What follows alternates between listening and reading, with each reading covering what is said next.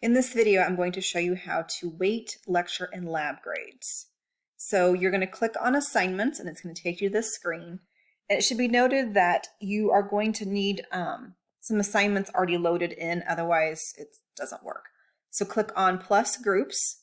So I'm just going to make this up so that you can see it. In other words, you would obviously not call it other. And we're just going to say this is 10%. So again, we're just kind of making this up. You can see I've already done it for these two. And to edit those, we could go in and click on the three little dots and we could edit. And so just to make this, work,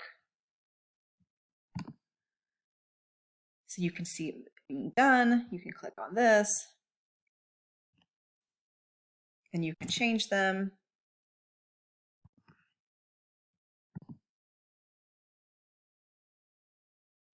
Okay, so now it's going to total 100%, but again, you would have the 67 and 33.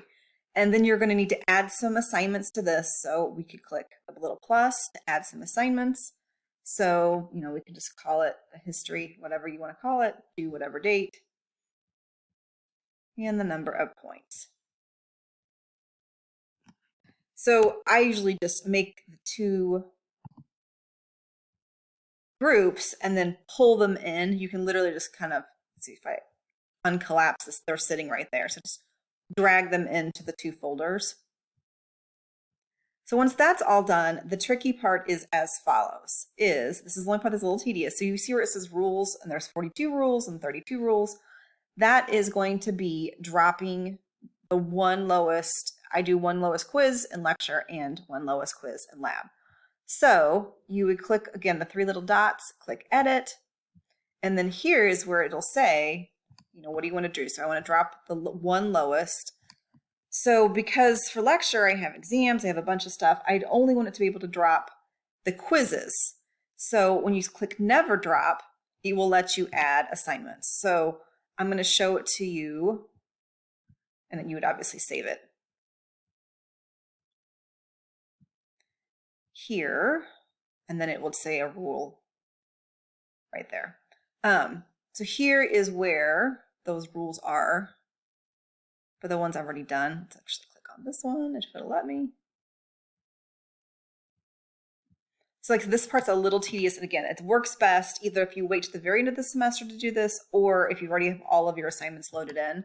So you can see all I had to do is select all of these things. So I don't want it to drop virtual labs. I don't want it to drop the staining test. I don't want it to drop things like the lab practical. So the only thing it's going to drop, so everything's going to go in here except for the quizzes. And then it would just drop the quizzes. And click save. Same with lecture. So if you scroll through here, you're going to notice there's a bunch of stuff, but exams can't be dropped. Smart books, homeworks, those can't be dropped. So the only thing that it will drop is that lowest lecture quiz. All right, I hope that was helpful. And then it calculates it automatically. Actually, I can show you that too. On the grades,